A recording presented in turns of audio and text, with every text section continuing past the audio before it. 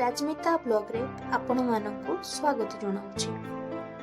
ଆଜି ଏମିତି ଗୋଟିଏ ଷ୍ଟୋରିଟେ କହିବା ପାଇଁ ଯାଉଛି ଯେଉଁଟାକି ପ୍ରାୟ ସମସ୍ତଙ୍କ ଜୀବନରେ ଅଳ୍ପ ବହୁତେ ଘଟିଥିବ, କିନ୍ତୁ କିଏ ବା ଉପଲବ୍ଧି କରିପାରିଥିବେ ଆଉ କିଏ ଉପଲବ୍ଧି କରିପାରିନଥିବେ।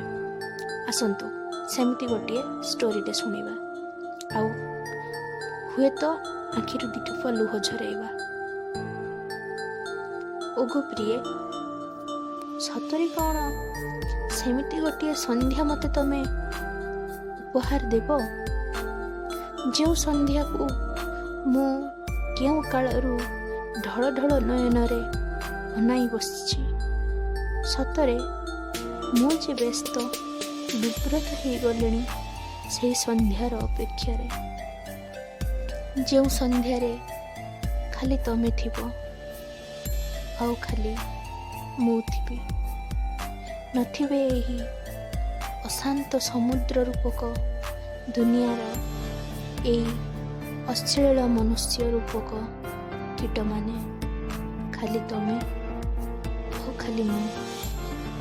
ତମେ ବିଶ୍ଳେଷଣ କରୁଥିବ ତମର ସେହି ରକ୍ତାକ୍ତ ଅତୀତର କାହାଣୀକୁ, ଆଉ ହଁ, ମୁଁ ବଖାଣୁଥିବି ସେହି କ୍ଷତାକ୍ତ ଅତୀତକୁ।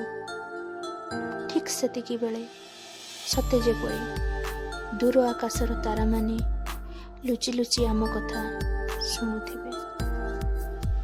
ଆଉ ହଁ, ଆମ ଦୁଃଖରେ ସମଦୁଃଖୀ ହୋଇ ଦିଟୋପା ଲୁହର ରୂପାନ୍ତରେ ଅସଳାଏ ବର୍ଷା ବୁହାଇବେ। ସତରେ ଯେମିତି ମନେ ହେବ ସେଇ ଟିକକ ପାଇଁ ଦୁନିଆର ସବୁ ସୁଖ ମୋ ହାତ ପାହାନ୍ତରେ। ସତରେ ପ୍ରିୟ, ଚାତକ ଭଳି ଅନାଇ ବସିଛି ତମର ସେହି ଶେଷ ଉପହାରକୁ। Please share, like, comment and subscribe my channel। ଆଶା କରୁଛି ଭିଡ଼ିଓଟି ଆପଣମାନଙ୍କ ହୃଦୟକୁ ଛୁଇଁଥିବ। ପ୍ଲିଜ୍ କମେଣ୍ଟ କରି ଜଣାନ୍ତୁ କେମିତି ଲାଗିଲା। ଜୟ ଶ୍ରୀକୃଷ୍ଣ।